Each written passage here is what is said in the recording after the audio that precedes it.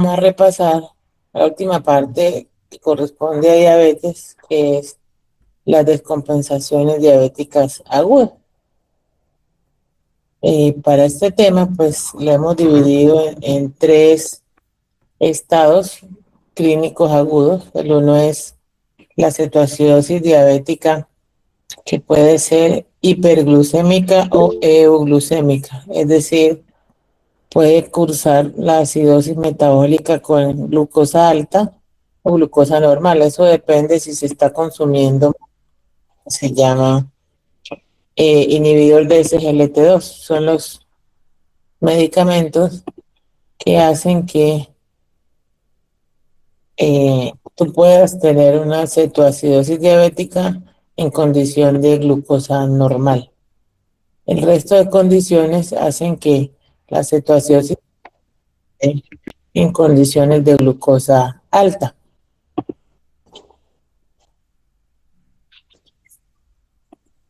El otro espectro es el estado hiperosmolar hiperglicémico, donde ahí sí siempre hay hiperglicemia, sino que la connotación especial es que hay una gran cantidad de osmolaridad y deshidratación sérica, que eso es lo que en últimas va a afectar más al paciente. Y tenemos la hiperglicemia, que se ve como una crisis, pero cuando uno revisa no tiene acidosis metabólica y la osmolaridad se encuentra en condición normal. Entonces, cuando encuentra una glicemia alta, tendría que filtrar estos tres estadios o tres condiciones. Si esa hiperglicemia se acompaña a uno de acidosis o se acompaña a uno de hiperosmolaridad. En cuanto a la presentación, es más frecuente eh, la cetoacidosis diabética, gracias a Dios, porque la que más mata es el estado hiperosmolar. La mayor frecuencia es la cetoacidosis diabética, pero la más eh, lesiva y la que más causa mortalidad es el estado hiperosmolar hiperglicémico. Y en los adultos que no saben que son diabéticos o no se cuidan, el estado de cetoacidosis diabética puede ser la primera presentación en un 15 a 20%. Bueno, entonces, en general, la cetoacidosis diabética ocurre en diabéticos tipo 1, que son la mayoría jóvenes, o ocurre en diabéticos tipo 2, que tienen poca reserva de insulina, es decir, esos diabéticos tipo 2 que les decía que no tienen adecuados niveles de péptido C. En esta enfermedad sucede lo que ustedes ya conocen, las poliuria, polidipsia, polifagia. Se acompaña de mucho vómito, dolor abdominal, pueden tener alteraciones mental y una respiración acidótica que le decimos respiración de Kussmaul. Un segundo que estamos dando.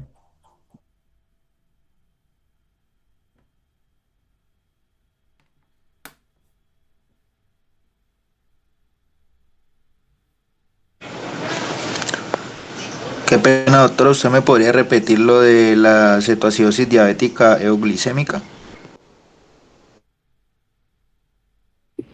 Sí, lo que consiste en la cetoacidosis diabética euglucémica es que tú tienes cetonas elevadas, pH bajo, bicarbonato bajo, es decir, acidosis metabólica. Tienes la polidipsia, poliuria, polifagia, pero la glucometría cuando la tomas está en 100, normal. Eso es decir, euglucémica, y eso sucede específicamente cuando el paciente ha consumido inhibidores SGLT2.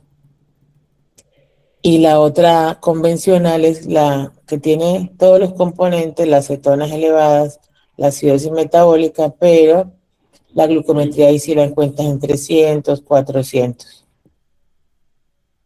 Esta condición se instaura rápidamente y lo más marcado que tiene ella es la acidosis. Les decía que encuentran el pH alterado, encuentran el bicarbonato alterado.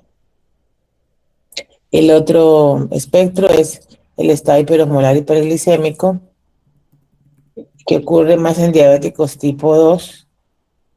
Es lenta en la instauración, no es tan agresiva como en el inicio, ¿no? Como la situación diabética, pero da más mortalidad porque da mayor deshidratación cuando ya está instaurada y tiene más alteración del estado de conciencia. Son como los dos extremos como graves.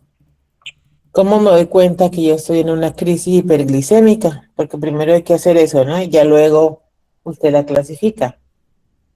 Porque encuentra al paciente en una gran deshidratación de mucosas, el llenado capilar es lento y los niveles de presión arterial también pueden reducirse, o sea, puede haber hipotensión. El otro componente es que los niveles de glucosa sérica en la cetoacidosis diabética son mayores a 200, ¿sí? Y en el estado hiperosmolar hiperglicémico pueden llegar a los 600 inclusive de glucosa sérica. Es más, la glucosa se eleva más en el estado hiperosmolar hiperglicémico. Y ya saben que tendríamos una condición en la que hay cetoacidosis, pero este valor puede ser en 100, que es la euglucémica. Puede haber cetonas en la orina o en el plasma y el pH bajo, y cuando se calcula la osmolaridad sérica, esa está anormal, es decir, mayor de 320. Si usted tiene estos componentes, ya luego seguiría usted a clasificar qué tipo de crisis es y si es leve, moderada o severa. Bueno, quisiera explicar un poco más lo que tiene que ver con las cetonas, que es un poco más confuso. La detección de cetonas en sangre o en la orina hay que analizarla de manera cuidadosa porque cuando uno está en condición de ayuno, normalmente todos tenemos cetonas en la orina. Pues puede haber un falso positivo de esas cetonas, pero la única cetona que no se produce, que no se manifiesta pues en el ayuno, es el beta hidroxibutirato. Es decir, tenemos estos tres tipos de cetonas cuando nosotros no hemos comido o cuando la célula cree que tiene hambre porque el azúcar está por fuera de la célula, no adentro como debe ser para consumir la energía. Entonces la célula hepática interpreta como que hay hambre. Cuando hay hambre, empieza a producirse por la vía de acetil-CoA, por esta enzima, acetotiolasa, ¿sí? Se va degradando, eh, van apareciendo a partir de ácidos grasos y glicerol, ¿no? Se divide. Y ya saben que los ácidos grasos entran en una vía de metabolismo anaeróbico, en la vía del acetil-CoA. Ya cuando el ácido graso entra en esa vía de acetil-CoA, a través de la acetiolasa, entonces se va degradando acetilcoenzima a beta hidroxibeta metilglutaril-CoA, luego se degrada en acetato y termina en acetona y también en beta hidroxibutirato. Estos son los cuerpos cetónicos finales que tú encuentras en la tira reactiva que le haces a la orina o a la sangre para ver si hay cuerpos cetónicos, ¿sí? Las tres cetonas que se producen a partir de los ácidos grasos en el hígado son el acetoacetato, la acetona y el beta-hidroxibutirato, ¿sí? El más fidedigno y abundante es el beta-hidroxibutirato, ¿sí? Es la reacción más fiel que puede uno analizar dentro del cuerpo para decir que sí tenemos cetonas positivas. Entonces, la acetoacetato y la acetona se pueden producir en estado de ayuno, pero el beta-hidroxibutirato es el que se produce en estado real de metabolismo anaerobio de cetoacidosis diabética. Entonces, si usted tiene la posibilidad de medir cuerpos cetónicos para confirmar la crisis, debería la orden ser no cuerpos cetónicos en general, sino que solicitar niveles de beta hidroxibutirato que son los más específicos. Y ya cuando aparecen positivos, usted sí está seguro que está ante una crisis y no en otras condiciones metabólicas como el ayuno, como le mencioné. Para medir las cetonas tenemos dos formas. Le podemos hacer un test de nitroprusiato en la orina para ver si ella se pone color púrpura y ahí detectaríamos acetona y acetoacetato. Y podemos hacerla más específica, que son niveles de beta hidroxibutirato, que es la más recomendada para detectar que sí nosotros tenemos una cetoacidosis diabética efectivamente, ¿sí? Entonces, recomendación de este pedacito es, si usted quiere detectar que los cuerpos cetónicos pertenecen a una crisis hiperglicémica de cetoacidosis diabética, mejor pedir de una vez test o niveles de beta hidroxibutirato y los pedimos en sangre para que sea pues más efectivo. A pesar de que la crisis se ha superado, usted puede ver que las cetonas pueden seguir marcando positivas. Se disminuyen en cantidad circulante, pero estas pueden seguir marcando positivas. Y entonces la terminación de la crisis no se determina solamente por el nivel de cetonas. Habría que buscar los otros elementos que les voy a mencionar en adelante. Ya cuando usted tiene confirmado la presencia de los componentes que dan una crisis, entonces usted viene y la divide, ¿sí? La divide en leve, moderada o severa. Bueno, acá tengo una mejor. Bueno, esto que, sí, esta es la mejor aquí sobre esta. Esto que dice UCA es que los artículos son del Reino Unido, las recomendaciones del Reino Unido, que son estas, y estas, Estados Unidos las recomienda así. El Reino Unido recomienda no dividirla en leve, moderado y severa, pero Estados Unidos sí. En el Reino Unido tenemos una concentración de glucosa para la crisis en 200, la presencia de dos cruces de cetonas, o que es decir lo mismo, 3 milimoles por litro de cetonas, un pH, en este caso venoso, menor de 7.3 y un bicarbonato venoso menor de 15. Y no calculan el anion gap. Si nosotros no hacemos esto, nosotros somos de la escuela americana. Entonces, ¿qué dice la escuela americana? Que para diagnosticar cetoacidosis diabética, en la glucosa, no importa leve, moderado o severa, el rango de corte va desde 250 en adelante. El primer criterio es glicemia mayor a 250. Segundo criterio, medir las cetonas en orina o en suero. Ya sabemos que preferimos medir beta hidroxibutirato en suero y tanto en leve, moderado como severa van a estar igual de positivas. ¿Cuál sería la diferencia real? El pH del bicarbonato, porque ellos toman el pH en este caso arterial. Entonces uno solicita gases arteriales para hacer esto. Si el pH está entre 7.25 y 7.3, la crisis es leve. Si es de menos de ese valor, o sea, menos de 7.24 a 7, es moderado.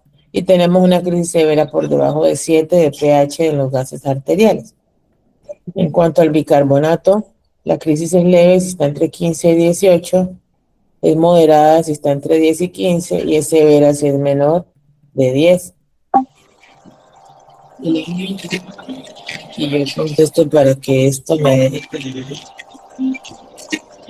conectado mi teléfono. Aló.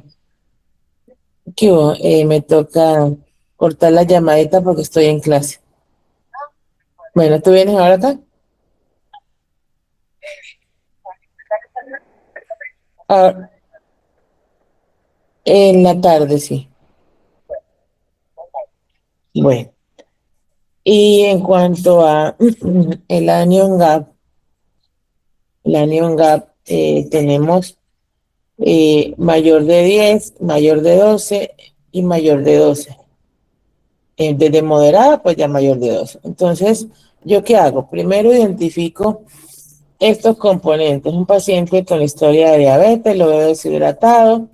Mi obligación es tomarle la glucosa sérica, tomarle unas cetonas, ojalá beta hidroxibutirato, tomarle unos gases arteriales y pedirle los elementos para calcular la osmolaridad sérica y la neon gap. Entonces, ¿qué elementos debo yo pedirle para calcular la osmolaridad sérica? Vamos a adelantarnos un poco para que le sepan qué debo pedir acá. Para la osmolaridad sérica debes pedir el sodio, la glucosa y hay una osmolaridad efectiva que se calcula con nitrógeno ureico. Entonces tenés que pedirle gases, la glicemia central, los gases arteriales, el sodio, la glucosa, el nitrógeno ureico, el bicarbonato y el cloro. Entonces, ¿cómo vas a hacer para el anion gap? El sodio lo vas a restar de la suma que dé el cloro más el bicarbonato. Es decir, primero sumas cloro más bicarbonato. Eso te da un valor. Ese valor que está allí, ahora sí, tomas el sodio, lo pones en esta posición de aquí y lo restas de lo que te dio aquí. Y si te da de 10 a 12, ya vas clasificando la crisis, como viste, leve, moderada o severa. Para calcular la osmolaridad, tomas el sodio del paciente, lo multiplicas por 2 y te da un valor. Eso lo sumas en la glucosa que te da sobre un factor de corrección que se llama 18. Esa es la osmolaridad sérica efectiva y habría otra fórmula para la osmolaridad con el nitrógeno ureico, ¿sí? Eso lo puedes sacar de cualquier calculadora técnica de esas que están en la web. Entonces, vamos conociendo primero las cositas y luego así, ahora sí hacemos como de pronto un ejercicio. Entonces, tenemos ya esas divisiones de la cetoacidosis. En cuanto al estado hiperosmolar hiperglicémico, pues ya sabemos que el Reino Unido no es como tan bueno para nosotros. Vamos a más bien aprendernos los criterios de Estados Unidos. Entonces, ¿qué dice Estados Unidos? Que para el estado hiperosmolar hiperglicémico, usted ya es el otro espectro, ¿no? La glicemia está en 600, la osmolaridad 320. Mire que acá, si usted observa, aquí en la cetoacidosis no tienen en cuenta la osmolaridad. ¿Qué tienen en cuenta la cetoacidosis? La glucosa, las cetonas, ¿cierto? El pH arterial, el bicarbonato y el anion gap que usted calcule. Pero no está la osmolaridad. En cambio, en el estado hiperosmolar hiperglicémico, usted sí tiene en cuenta la osmolaridad. El cálculo de la osmolaridad que le di, esta es la osmolaridad completa, 2 por sodio más glucosa sobre 18 sobre 1 sobre 2,8 es la fórmula completa. Pero no tienen en cuenta el pH ni las cetonas, tienen en cuenta la glicemia, en más de 600, bastante elevadota. La osmolaridad mayor de 320, mire que no hay cetonas, el bicarbonato está normal. Y lo que sí está presente es el estado de alteración mental. Entonces repetimos, en un estado de cetoacidosis diabética tenemos una glucosa más de 250 si es hiperglicémica, pero una glucosa normal en 100 si es euglucémica. Se acompañaría de cetonas positivas, ojalá medidas en sangre, el beta hidroxibutirato, el pH arterial bajo, arrancando por debajo de 7,3, el bicarbonato bajo por debajo de 18 y una neon gap que empieza a elevarse por encima de 10. Y si tienes eso, luego la empiezas a clasificar en leve, moderada, severa. Si no te encuentras eso, sino que te encuentras una glicemia muy, muy elevada, casi en 600, una osmolaridad calculada por esta fórmula en más de 320, con un estado mental muy alterado y sin tener compromiso de pH, ni de cetonas, ni de bicarbonato, entonces ya estamos hablando de un estado hiperosmolar hiperglicémico. Finalmente los dos se van a manejar con insulina, pero se tiene que dividirlos y clasificarlos porque el manejo de los líquidos, el manejo de las dosis de insulina, sí van a cambiar. Entonces no puedes manejar realmente el uno con la dosis del otro porque el paciente no te sale rápido, ¿no? Este disturbio metabólico principalmente se debe a la deficiencia de insulina. Entonces, usted trata al paciente no solo hasta que se le supere la glicemia, sino tiene que superar la acidosis y la hiperosmolaridad. Lo que quiero decir es que si yo tengo un paciente con cetoacidosis diabética y ya la glucosa la mejoré de 300 a 100, pero el bicarbonato sigue bajo y el pH sigue bajo, yo le tengo que seguir poniendo dosis de insulina endovenosa. La insulina no se suspende hasta que no se para la acidosis, supera la acidosis y no se supera la acidosis y no se supera la normalidad del bicarbonato. Esa es una condición sine qua non para usted suspender la insulina. Y ya en el estado hiperosmolar hiperglicémico se suspende la insulina y sí cuando se supera la hiperglicemia, porque como eso no tiene componente de acidosis, pues no necesitamos superar eso.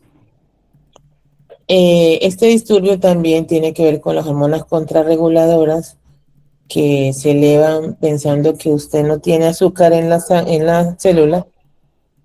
Se eleva el cortisol, el glucagón, la dopamina, la norepinefrina y epinefrina, y todas estas me llevan a hiperglicemia. Y siempre buscar, por favor, un factor desencadenante. En este estudio, que es clásico, miraron en diferentes países cuál es la causa primaria de, de dispararse una crisis hiperglicémica. Y mire que la mayoría es pobre adherencia al tratamiento, es porcentaje mayor. Los pacientes no se aplican la insulina o no se aplican todas las dosis que están formuladas porque tienen mitos y temores acerca de la insulina. Otras causas es que hay un factor de infección, entonces siempre busquen una infección, una gingivitis, una amigdalitis, neumonías, infecciones urinarias, alguna infección intraabdominal no evidenciada fácilmente, sino que requiere estudios por ecografía o tomografía, celulitis, y todas esas cosas pueden causar disparar una crisis. Las otras causas son que el paciente no sabía de su enfermedad, entonces no tenía tratamiento. Y ya las otras son misceláneas, como cuando usted consume esteroides o consume alcohol, le da un infarto de miocardio, una pancreatitis, cuando el betabloqueador y la tiazida que inducen hiperglicemia normalmente pues hace ese efecto secundario, los antipsicóticos, la olanzapina y la risperidona también dan hiperglicemia, los quimioterapéuticos dan hiperglicemia. Sí, son como otras causas que uno busca dentro del paciente. ¿Qué está sucediendo dentro del paciente cuando usted le recibe ese efecto hormonal? La insulina, cuando se aplica, inhibe la glucogenólisis, o sea que menos disponibilidad de azúcar.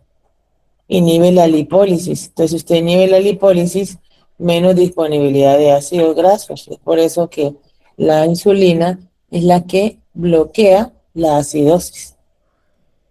Y la creación de cuerpos cetónicos también se inhibe cuando hay insulina. Hace que los depósitos de azúcar se queden en su sitio y no se liberen en circulación. Además de que mete la glucosa a la célula. Entonces, en general, va a bajar la acidosis y nos va a reducir la glucemia. El efecto de las hormonas contrarreguladoras es al contrario, causa todo el desorden, formación de nueva glucosa, gluconeogénesis, ruptura de bloques de glucosa que hay en el hígado para liberación en la circulación, glucogenólisis, altera la oxidación de la glucosa, favorece la lipólisis, o sea que favorecería la producción de ácidos grasos y favorecería la producción de la cetogénesis. Entonces tendríamos que, al aplicar insulina, vencer ese desorden que está causando en el cuerpo del paciente las hormonas contrarreguladoras. Por eso la insulina nunca se suspende hasta que los cuerpos cetónicos son negativos o la acidosis ha sido superada, no solamente hasta que la glucosa está normal. Este es el mismo mecanismo que hemos venido repasando. Cuando yo, como mi cuerpo siente que la glucosa no está dentro de la célula, interpreto como que si hay hambre, entonces el músculo empieza a romperse, produce aminoácidos y esos aminoácidos en el hígado se convierten a través de la glucogenólisis en hiperglicemia, ¿ya? Y en esto va produciendo sarcopenia, el paciente se va autodigiriendo, ya que el paciente diabético que no mantiene bien sus niveles de glucosa y no toma sus medicamentos, su cuerpo empieza a autodigerirse y por eso ellos sufren sarcopenia. Y esto da mucha hiperglicemia y mucha deshidratación, causando predominantemente un estado hiperosmolar hiperglicémico. Ya en cuanto a la producción de ácidos grasos, también si no tenemos comida o glucosa dentro de la célula, empiezan a romperse la grasa para aprovecharla como energía. Esto se libera en forma de ácidos grasos. En el hígado se producen las cetonas, que ya les mostré el mecanismo específico de producción de la producción de cetonas y se genera mucha cetonemia y esto me da mucha acidosis generando esto. Hay pacientes que tienen los dos estados. Usted ve un paciente con glucosa de 600, pero también con un pH de 7,1, un bicarbonato de 10, una anión GAP de 12. Es decir, es una crisis que le vamos a llamar una crisis hiperglicémica mixta, que también puede existir. Puede ser solo estado hiperosmolar hiperglicémico, solo cetoacidosis o puede ser las dos. Repitiendo los mecanismos de acción, eso tiene que quedar muy claro para que ustedes sepan por qué es necesario hacer el tratamiento correcto, ¿sí? Ante la deficiencia de insulina, todos los seres humanos aumentamos la producción de glucagón y hormonas contrarreguladoras. Y ya saben todo el desorden que producen las hormonas contrarreguladoras, ¿no? Esto aumenta la gluconeogénesis, la glucogenólisis, aumenta la disposición de azúcar que se libera desde el hígado a circulación. Eso hace que la sangre esté más melada, ¿no? Más dulce, más hiperglicémica, causando mayor deshidratación, aumentando la osmolaridad sérica. Este fenómeno se acompaña también de aumento de producción grave de cetonas, por los mecanismos que ya expliqué. Y a la vez, el músculo se degrada en aminoácidos para hacer de energía para la célula y empieza este paciente a perder masa muscular y a secarse, ¿ya? Cuando el paciente no tiene la presencia de insulina en el cuerpo, se activa una lipasa. Esta lipasa rompe los triglicéridos, libera ácidos grasos y glicerol. Ya saben que los ácidos grasos entran en la vía de producción de energía y esto en el hígado a través de estas enzimas produce cuerpos cetónicos. Y esto lleva a acidosis metabólica. Son los dos espectros de producción. Finalmente, ¿qué ocurre? Hiperglicemia, deshidratación, en el caso del estado hiperosmolar hiperglicémico, e hiperglicemia, deshidratación y acidosis en el caso del estado hiperosmolar. ¿Sí? Ya se produce todo.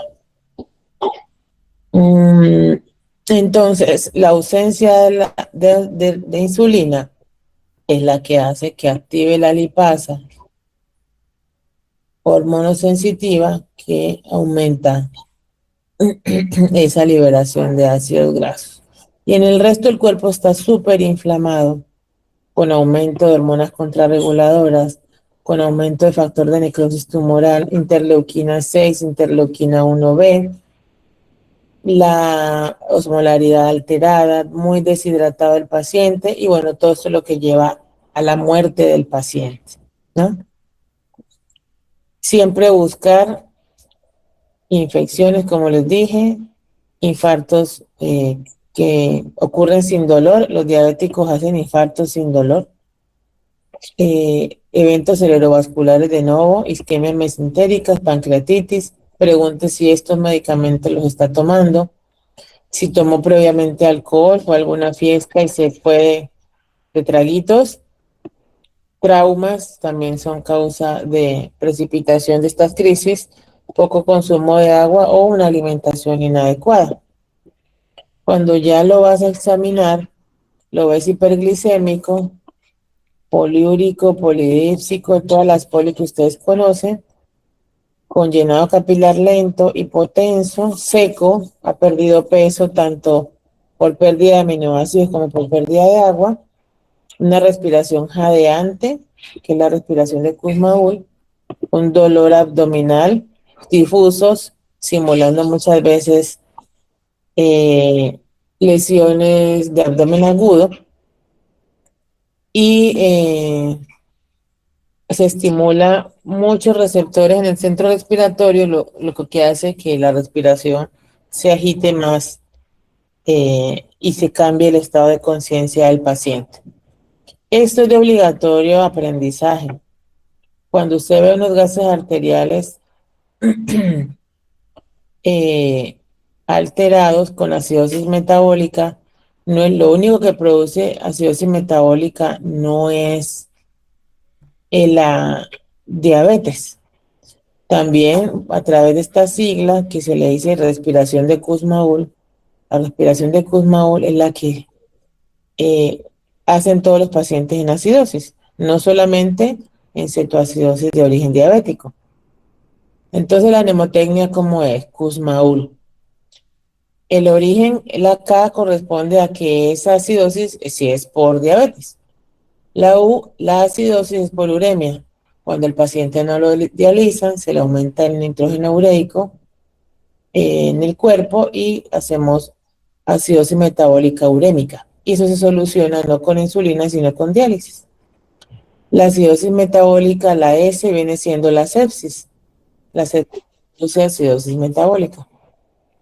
Cuando el paciente se intoxica por salicilatos, que voluntariamente ingiere varias tabletas de aspirina o ácido acetilsalicílico,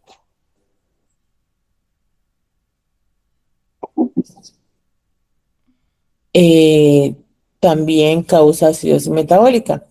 Cuando el paciente consume alcohol y le dan alcohol malo, o sea, metanol, hace esto. Cuando el paciente produce eh, aldehídos, que es otra forma de intoxicación, pues la dialab, y la acidosis láctica que se produce como cuando se hace ejercicio extremo y hay rabdomiólisis, ruptura de músculos en general. Aquí les voy a mostrar un video de una respiración acidótica, creo que todavía es, ojalá que sea el vínculo.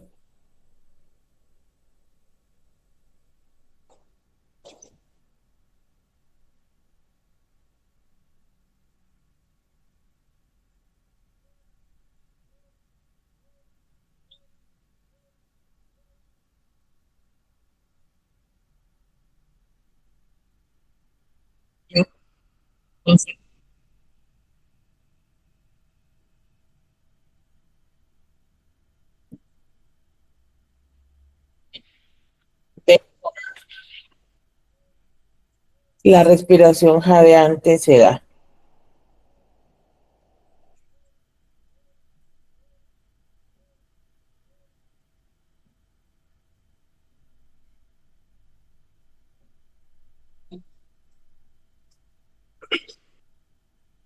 Bueno, entonces vamos a adelantar con más síntomas.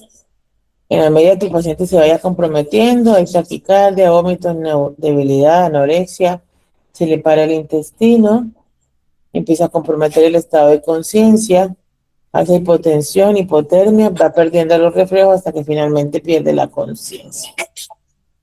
Este es como lo mismo de una figurita que está un poquitico mejor. ¿Qué laboratorios pedimos? Además de los que ya mencioné, hemograma para ver si hay leucocitosis, electrolitos, gases arteriales, los hemocultivos, urocultivos, placa de tórax a ver si hay neumonía, se revisa bien la piel del paciente, se toma un electro a ver si no hay un infarto de miocardio silente. Y en pacientes en edad reproductiva, por favor, siempre tomar una prueba de embarazo, o mejor una ecografía, porque a veces son niñas que no han dicho que están embarazadas y este embarazo desencadena de nuevo una crisis.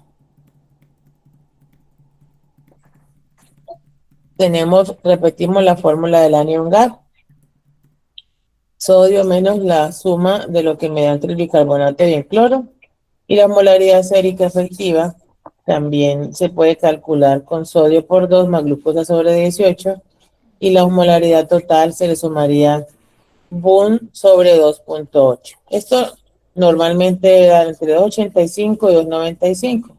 El valor anormal para cetoacidosis ya saben que es 320 en adelante.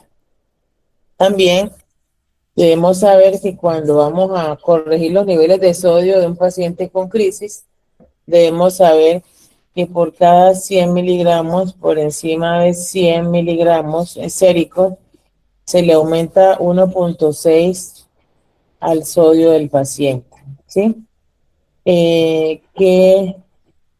¿Cómo se haría esto? Vamos a poner una cosita de una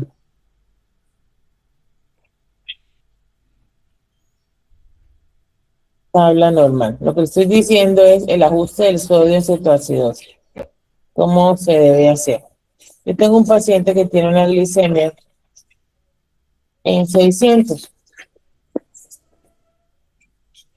y tengo un paciente que me llega un sodio en 125, ¿sí? Cuando hay hiperglicemia, el sodio se baja por concentración y por deshidratación. O sea que este no es el sodio real. Tengo que hacerle un ajuste. Entonces yo voy contando por encima de 100 cuántas veces, ¿sí? Aquí 100, otros 100, 200, otros 100, 300, otros 100, 400, otros 100, 500 y otros 100, 600. Por cada que yo suba por encima de 100, tantas veces 100, yo le sumo 1.6. Entonces aquí sumo 1.6, 1.6, 1.6, 1.6. O sea que los miliequivalentes que están escondidos realmente son 1.6, 1, 2, 3, 4, 5. Pues yo cojo mi calculadora y multiplico 1.6 por 5, me da 8. Entonces yo qué tengo que hacer a sodio de 125 le sumo 8, que son los electrolitos escondidos de sodio, y entonces me daría un sodio ajustado, o también podemos decirle real, de 133. ¿Para qué nos serviría esto? Si yo le voy a poner líquidos a un paciente con crisis y tengo un sodio de 125, pues yo digo, le pongo hipertónico. O sea, un sodio hipertónico para que aumente este sodio, pero si hago eso le hago daño, porque realmente el sodio no está tan lejos del valor normal. Entonces aquí yo le pondría un sodio isotónico. El sodio isotónico es la solución salina normal. Voy a aprovechar para mostrarles cómo son las diluciones de los sodios isotónico, hipertónico e hipotónico, ¿sí? Vamos a poner aquí hipotónico, isotónico y hipertónico. La presentación de los líquidos endovenosos, ¿sí? Bueno, los isotónicos ya sabemos que son dos. Solución salina normal al 0,9% y, y el lactato Ringer. Ya sabemos también que el lactato Ringer en general tiene menos sodio, ¿no?, que el solución salina, pero los dos tienen una concentración muy parecida al plasma. La concentración que está por debajo del nivel del plasma se llama hipotónica. Y ya tendría usted que, para que me quede menos salado, o sea, hipotónico, eh, ponerle agua, ¿sí? Entonces, obviamente, se consigue con agua destilada y esa agua destilada usted le suma lo que necesite en sodio, ¿sí? Entonces, por ejemplo, tenemos hipotónico mm, medio al medio,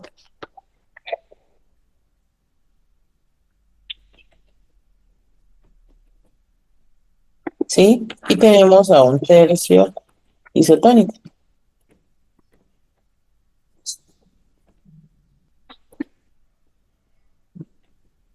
¿Cómo lo construimos aquí? Agua destilada 480 más 20 cc de natrol, de las ampollas de natrol.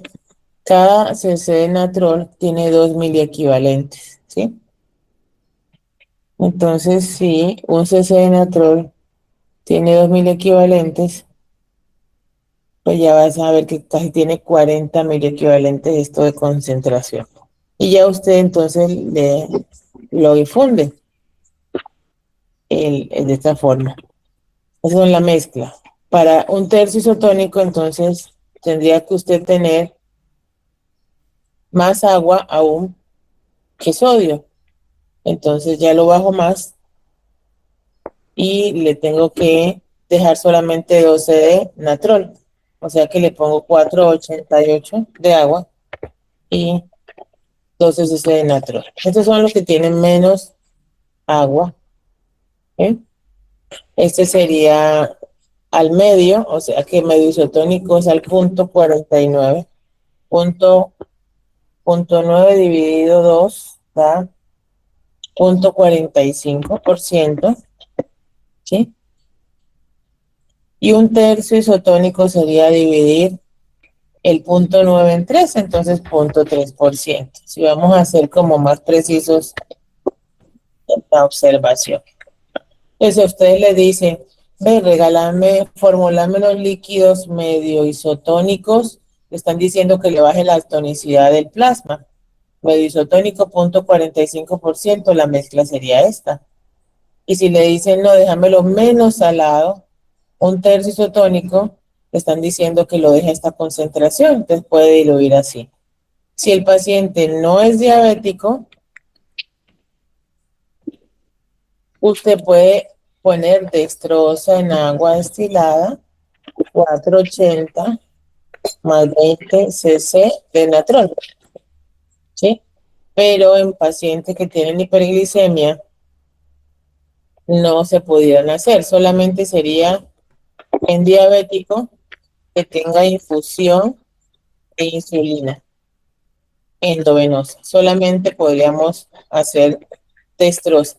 De resto, solamente sería agua destilada con natrol. Si le dicen ponga una solución un tercio isotónica, pues pasaría lo mismo.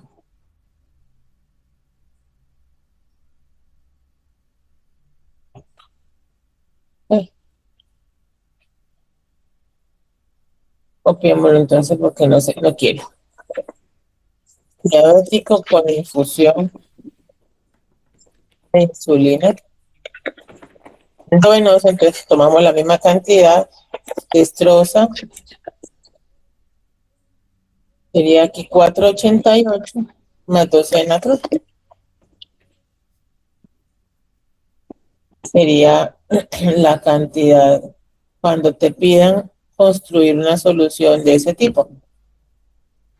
Profe, buen día. Qué pena, no entiendo dónde sale el 488 más el 12.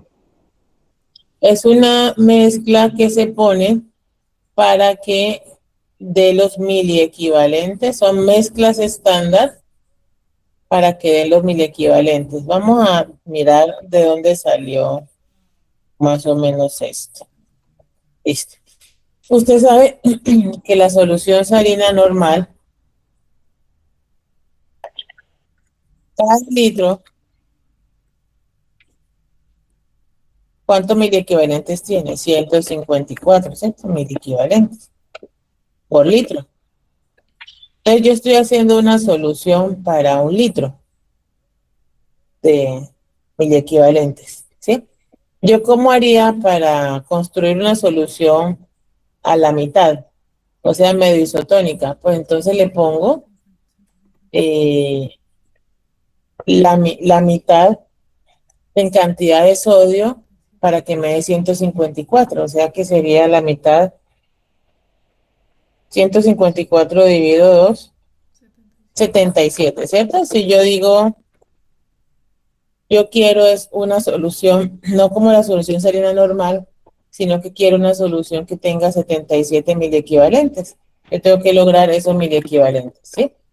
Yo sé que un cc de natrol tiene 2000 equivalentes. Entonces, para yo lograr 77 mil equivalentes, hacemos una regla de 3. ¿Cuántos cc debo tener? Entonces sería 77 por 1 dividido 2, ¿no? Entonces serían, si la hice bien, si un cc tiene 2000 equivalentes, 77 mil equivalentes, ¿con cuánto es? Sí, un cc por 77, que es 77, dividido 2. Listo. 38.5,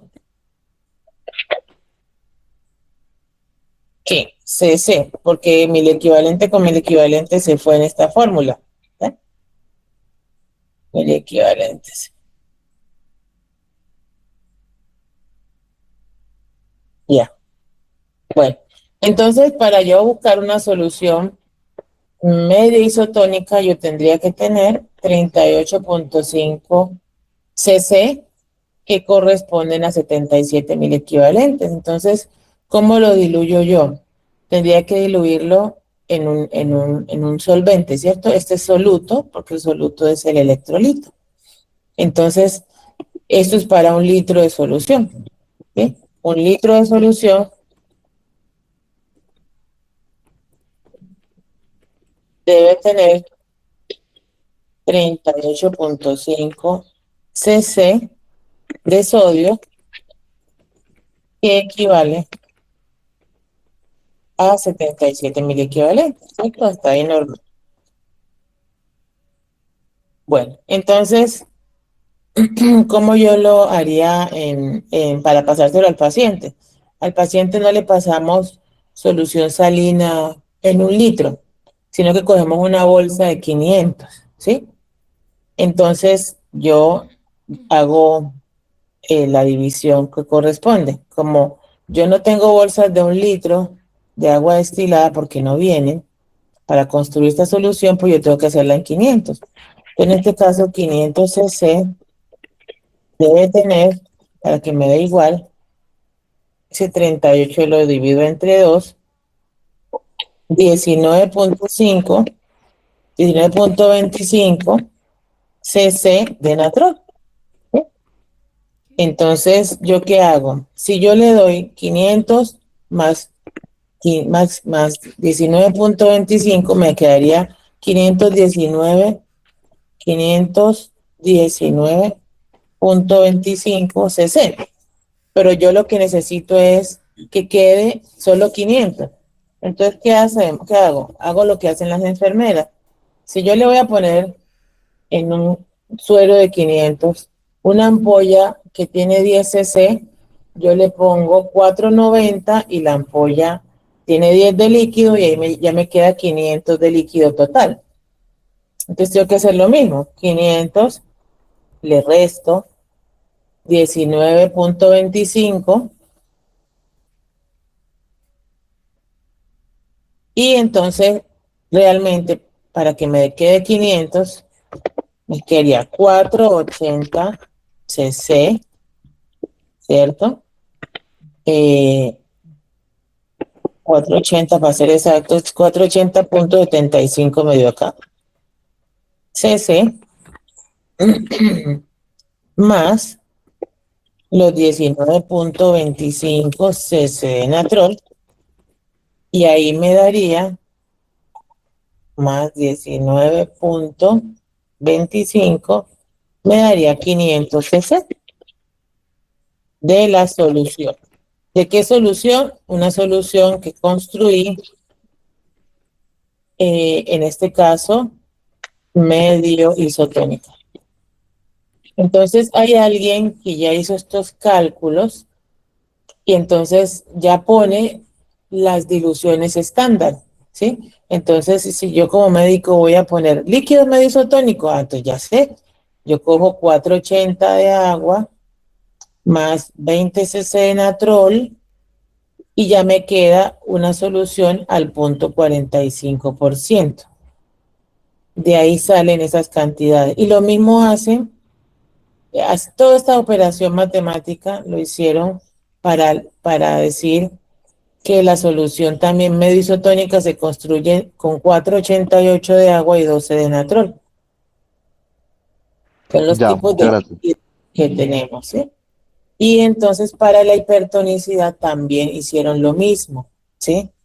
La hipertonicidad, la parte isotónica no pasa nada porque usted la pone como viene la bolsa, como viene fabricada. Solución salina normal, al punto 9 o lactato Ringer. Se acabó. Pero el hipertónico, mira que también tiene una forma de diluirse. Tenemos hipertónico al 3% e hipertónico al 7%. Hipertónico al 3% es tomar 490 de solución salina normal. En este caso, mira que yo tomé 480 de agua y un poquitico de saladito del natrol, porque yo lo quiero menos salado que el plasma. Pero esta vez yo lo quiero más salado que el plasma. Entonces, yo le pongo el valor del plasma, que es salina normal, por eso los líquidos base los pongo en salina, el salado que tiene el plasma. Y le sumo otra cosa más porque yo lo quiero es más salado que el plasma. Entonces, esa cosa más que son 10 cc de natrol. Y ahí yo tengo entonces un líquido, una solución hipertónica al 3%. ¿Sí? Esta se pone por vía periférica, pero la otra es mucho más agresiva, entonces tenemos que ponerlo por catéter central. Esta para ustedes solamente la pondrían en caso de que ustedes se vayan estén en una UCI, ¿sí? Y ya cada entidad eh, tiene unas diluciones diferentes. Por ejemplo, por aquí debe estar la compañerita que trabaja en la UCI. Ahí en el HV, la solución hipertónica al 7%, ¿cómo la construyen? Que está por aquí en el teléfono. Sí, profe. ¿Cómo la construyen, muñeca? ¿Cómo hacen la dilución?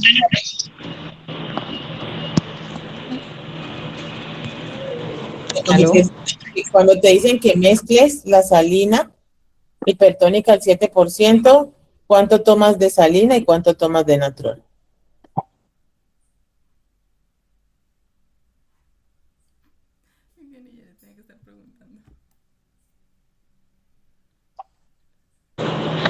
Son 2 de natrol, profe. O sea que sería en este caso 480, ¿cierto? De solución salina normal más 20 cc de natrol. Ella dice 2 porque son 2 ampollas, pero cada ampolla trae 10 centímetros de natrol. Y esos 10 centímetros de natrol equivalen, ¿cierto? Vamos a ponerlo aquí, al doble. 10 cc de natrol equivale a 40 equivalentes, ¿cierto? ¿Ya? Entonces, estas soluciones que nos ponen para nosotros infundir y controlar la hipernatremia o la hiponatremia o reanimar a un paciente que está deshidratado con líquidos isotónicos, ya están tasadas y usted lo que tiene que aprenderse es esto, ¿sí?